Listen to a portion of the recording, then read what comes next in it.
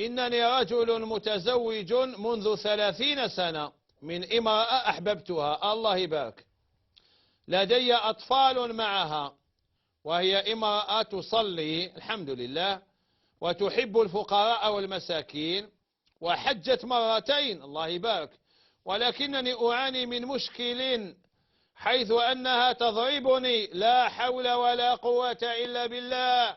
هذه حاجة بتربي وتصلي وتحب الفقراء والمساكين وتضرب راجلها، لكنها تضربني.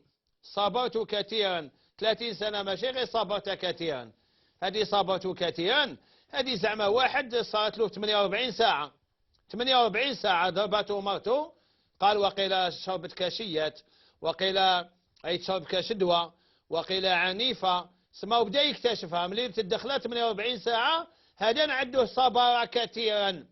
أما 30 سنة كيف تسميها صبرت كثيرا؟ احمل المطرق واسكت، 30 سنة وانت تاخذ في المطرق ودكا جاي صبرت كثيرا. الله يهديك الله يهديك. يوم كشكشية يشربوه من الناس يقولوا رجال، راجل يخرج راجل هكذاك، من الكشي ما يخرج راجل. 30 سنة وانت تاخذ في المطرق واليوم تفكرت باللي راك صبرت كثيرا. 30 سنة يقولوا صبرت كثيرا، يا كثيرا هذه 48 ساعة كثيرا، شنو هذه كثيرا 30 سنة وانت تاخذ في المطرق؟ صبرت كثيرا. أسألك ما مصيرها مع الله؟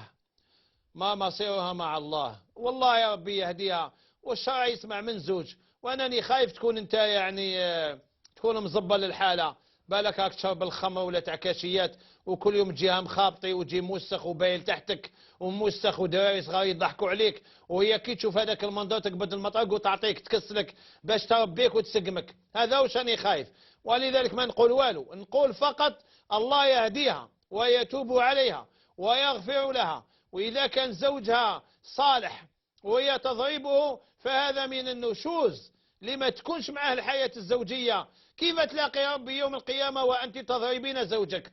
ولكن إذا كنت انت كشما راك، كانت كاينة واحد المرأة هذه نعرفها، هي ماتت وراجلها مات، وشنو راجلها كان دائما يجي سكران، كي يجي سكران تقبض مطرق تعطيه طريحة حتى الجيران كاع يجوا يسلكوه، ونهار يجي فاطن ماشي سكران تروح تشوي له اللحم وتنقي له وتسقم له، ومن بعد تقول له خير تجي سكران المطرق، تجي مليح فاطن ماشي سكران الشوا ونطيعك.